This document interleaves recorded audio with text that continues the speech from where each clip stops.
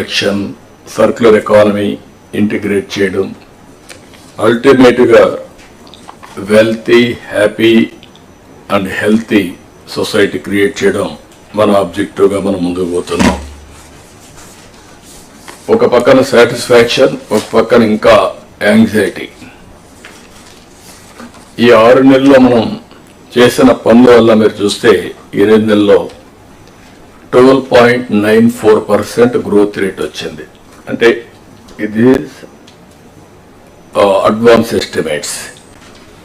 అదే సమయంలో జరిగిన డిస్ట్రక్షన్ వల్ల ఇంకా రెవెన్యూస్ పెరగడం లేదు.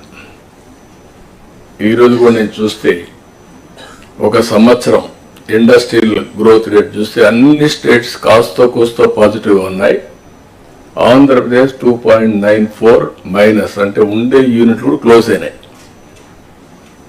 దీనివల్ల ఆటోమేటిక్గా చాలా సమస్యలు వచ్చే పరిస్థితి వస్తుంది. అవన్నీ కూడా ఓవర్కమ్ కావాల్సిన బాధ్యత మన మీద ఉంది.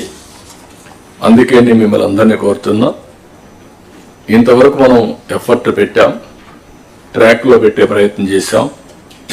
అయితే ఇంకా స్పీడ్ పెంచాల్సిన అవసరం ఉంది. ప్రతి ఒక్క సమస్యని యాజ్ ఇట్ ఈజ్ మీరు ఆలోచిస్తే రొటీన్ సమాధానం వస్తుంది. అట్లా కాకుండా ఇన్నోవేటివ్గా ఆలోచించే పరిస్థితి రావాలి. ఇలాంటి సమావేశంలో మళ్ళీ మనందరం కలిసి కలెక్టివ్గా మేధోమథనం చేస్తే చాలా వరకు న్యూ ఐడియాస్ కూడా వస్తాయి. అందరిలో కూడా అనునిత్యం లెర్నింగ్ అనేది జీవితాంతం నేర్చుకోవాల్సిన అవసరం ఉంది. మాకు తెలుసు అనే అహం ఉంటే అక్కడి నుంచి మనందరం కూడా డిటరేషన్ స్టార్ట్ అవుతుంది. కాబట్టి ఈ విషయం కూడా మీరు గుర్తుపెట్టుకోవాల్సిన అవసరం ఉంది.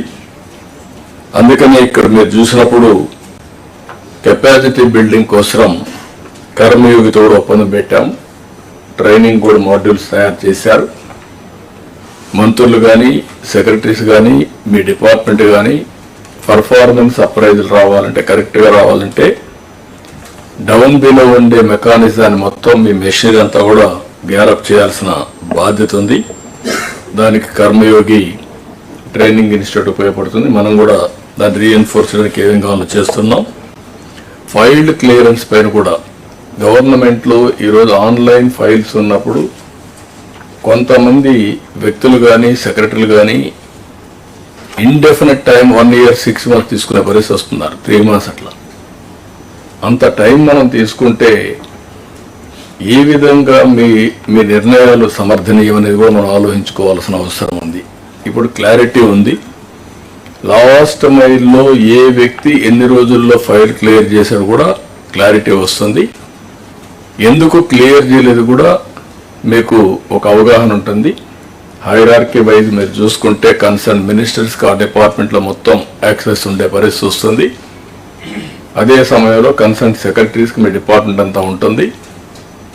నాకైతే మొత్తం కూడా వచ్చే పరిస్థితి వస్తుంది. దయచేసి మనందరం ఫైల్స్ అన్నీ కూడా వేగం పెంచాలి, డెసిషన్స్ తీసుకోవాలి. మొన్నే నేను ఆ డేటా